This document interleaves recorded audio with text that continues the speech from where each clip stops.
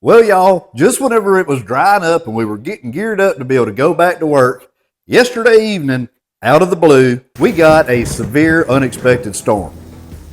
Okay, and this was not just like a severe storm. This was a take shelter now, 80-mile-an-hour winds. We actually watched our gazebo fly over the tractor, over the fence, a 5-foot fence, into the other pasture, completely destroying it. And that's whenever we thought, well, we better go to our safe spot in the house because this was fixed to get western.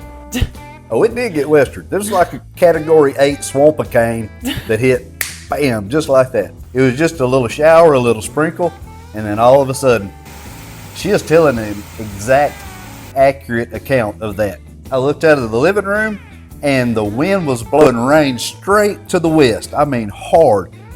And then we happened to look out the kitchen, and the gazebo was Mary Poppins right over the top of the tractor, hit the power line, went into the other pasture, but it was going east. So I can't help but think that maybe we had something straight up here that was doing that. I don't know. I didn't see it. I wasn't going out there to look. There was some tornadoes that touched down around this area, but thankfully we're okay, family's okay, everybody around here made it through, but now we need to go outside and do a little bit of damage control. We had all intentions to get outside today and work on the container, but I think we're still going to be able to go get a few pieces of material that we actually do need to be able to do that work today. But the first thing that we really need to do is go outside and assess what's flipped, what's not flipped. I mean, it looks like a train wreck outside. So it sounds like we're going to go from cleaning up after storms. What is it? Post-storm chasers? Is that what that is? And probably end up being iron workers. Okay, I don't know. We'll just have to see how it shakes out. Okay, but the other thing that we have got to check on too is our boat. Oh, the boat. I bet we don't have a boat. You don't think so? That's something. Oh, before we move an inch further, I just want to let everybody know none of the goats were out into this storm. We actually moved them inside the shed, so they had the best seat in the house. With the chickens inside the shed, and Gus was inside. So all the animals were taken care of in the best place that they could possibly be at. We didn't want to go out here without bringing y'all along so we can all enjoy the damage together and see what kind of destruction has been done. Man, you can't have nothing nice around here, I tell you.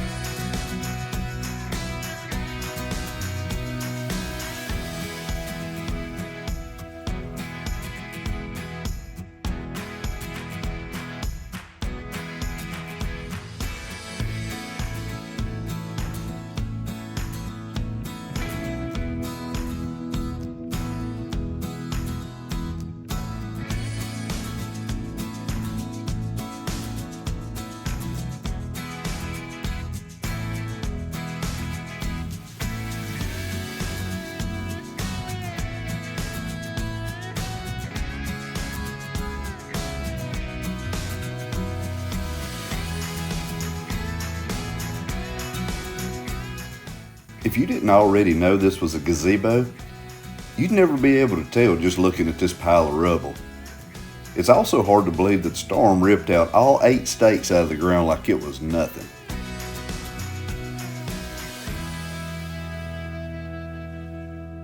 This was Lad's first swing set that her Nona and Old Pa had got her for her 2nd birthday.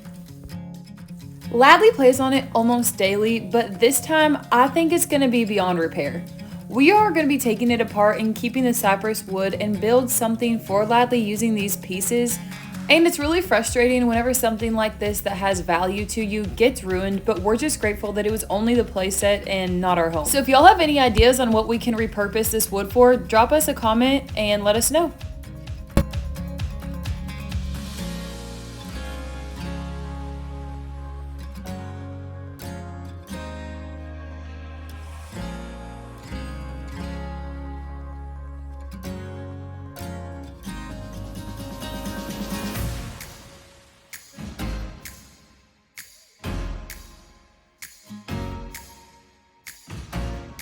On a positive note, other than maybe a little too much water, our plants made it through the storm pretty good.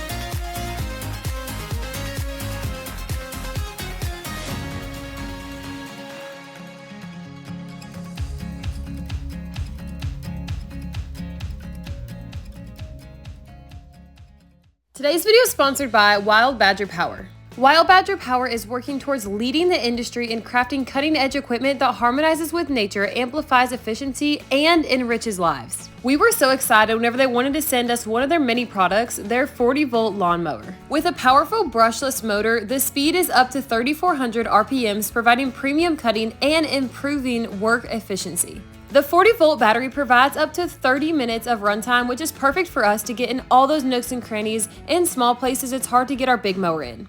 The brushless motor also offers 20% more power and extended engine life. The battery has a supercharging time, being fully charged in just 60 minutes. This lawnmower can be quickly folded and stored within 5 seconds, which is convenient for storage and saving space.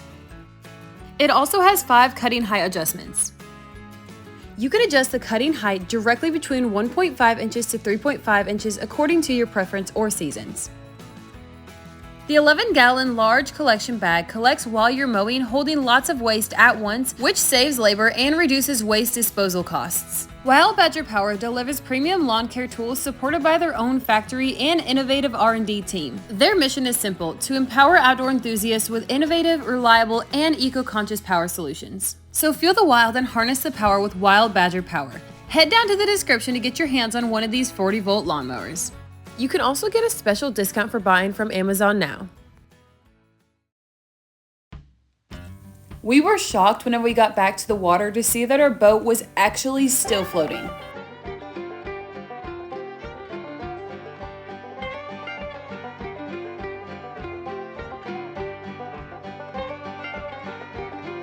Now don't get me wrong, it was still filled up, but we were really expecting the boat to be sunk.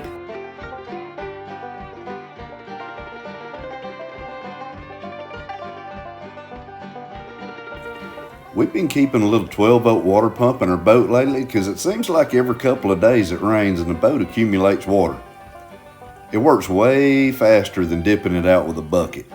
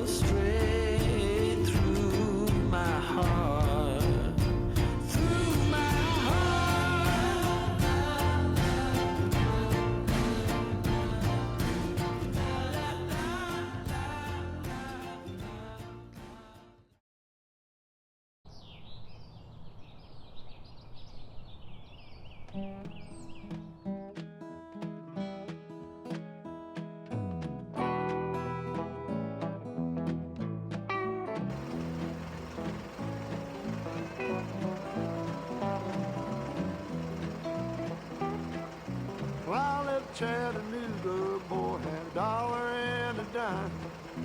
Headed out to Nashville on the Hard Rock Line.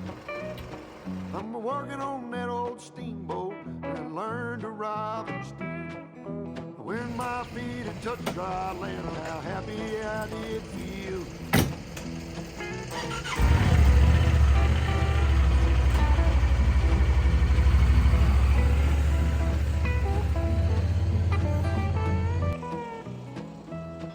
Been saving every penny for to make up through the fall.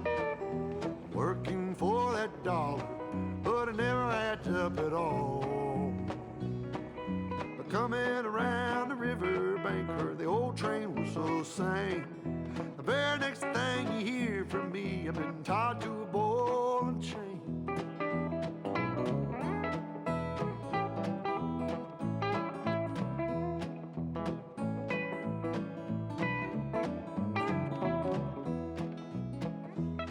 Well, come this time tomorrow, reckon I don't know where I'll be. But if it wasn't for that old sheriff, I'd be back in Tennessee. Playing cards and crap games, not looking for the score. And if I Today we actually have some sunshine, so we decided to run over to my brother's house, the Dirt Doctor, and we're going to be plundering around in his scrap iron pile to see if we can find a piece of I-beam. To make the second tier, the second level to our container shop, we're going to need some I-beam. I guess we're going to make it into T-beam. We're going to take an I and turn it into a T. And what we're going to be doing with that I-beam is just making that bottom container more structurally sound. That way, whenever we set the other containers on top, we have something to weld to, something that's going to strengthen it, and just overall more durable. One of my favorite things about living out here, all of Jim's family lives within a few mile radius, so it's actually really, really nice to be able to just take a buggy ride over to somebody's place, take a tractor ride. I mean, whatever the case is, because we are all very, very family oriented, and being able to do those little things is going to leave so many memories with lads, and not just her, but us too. But on the negative side, in the Dirt Doctor's case, it makes your scrap iron pile very vulnerable.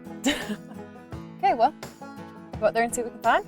Yeah, let's hurry up and go out here and plunder around before he gets back. I think they're just feeding chickens, so maybe the lads will take. We're going to be busted either way.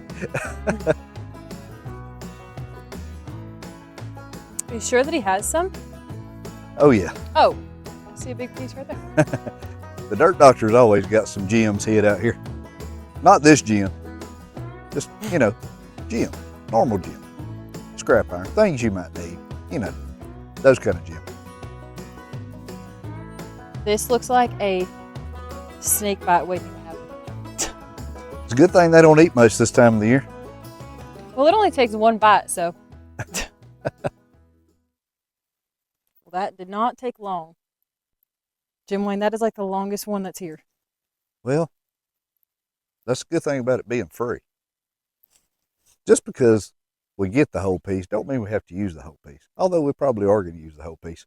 How much would it have cost if we would have go buy one of these? This piece right here, there's probably no way you could get this hauled home for, I really don't know. I would think probably $700-800, somewhere in that vicinity, because it's over 20 foot. Anytime you go over 20 foot, that's more than like a standard haul. At least that's what they tell me. I make it my life's ambition not to buy new steel, because there's no reason. It's not going to rot. It might rust. That's not right. The reason we wanted a piece of I-beam that was at least 16 feet long is because each container is 8 feet wide. So you put two of them side by side, 16 feet. The ends of the containers are really structurally strong, but once you start getting away from that, all the load bearing situation is going to be on the corrugated siding. Although it is really strong, we're not going to put all that weight on top of there.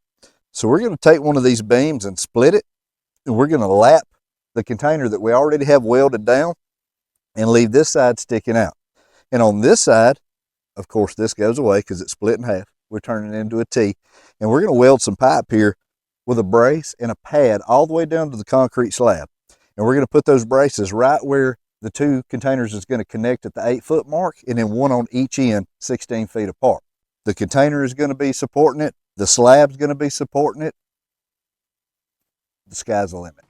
The past has taught me, living through several hurricanes, that if you think that you have it built strong enough, you need to build it 3 times that strength. That's the reason I know a lot of people make fun of me whenever they would watch their videos where we built just something as simple as the cabinets. And I framed everything out of dimensional lumber before we ever skinned it with plywood. I know a lot of cabinet manufacturers and such, they just build it out of plywood, and there's nothing wrong with that. But it's just a mindset. Once you've lived through those things and you've seen all the catastrophic damage, your mind just always goes back to build it stronger than you'll ever need it.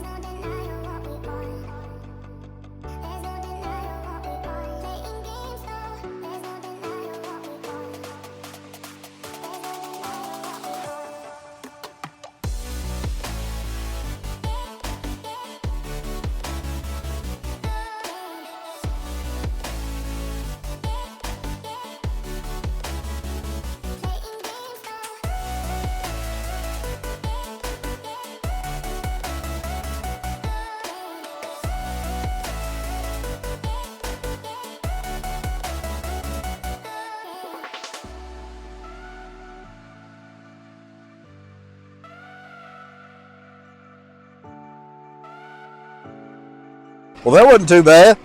Probably not the most graceful thing that I've ever seen, but it'll do. I figured it would have been hung up on everything in there. What? Got the wrong piece. No, we did not. Had you going for a minute, didn't it?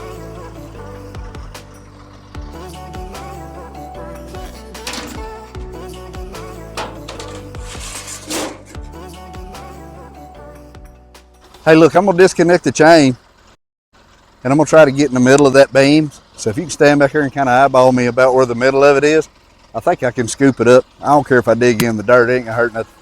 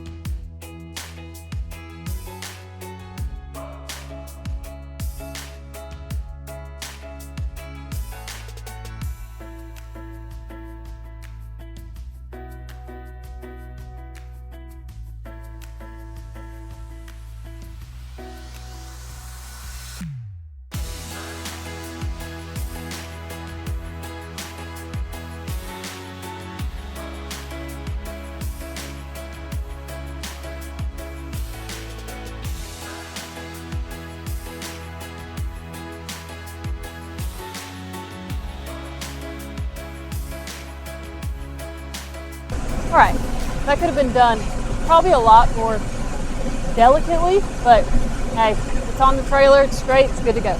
I just got to back the buggy up, we can start hauling her home.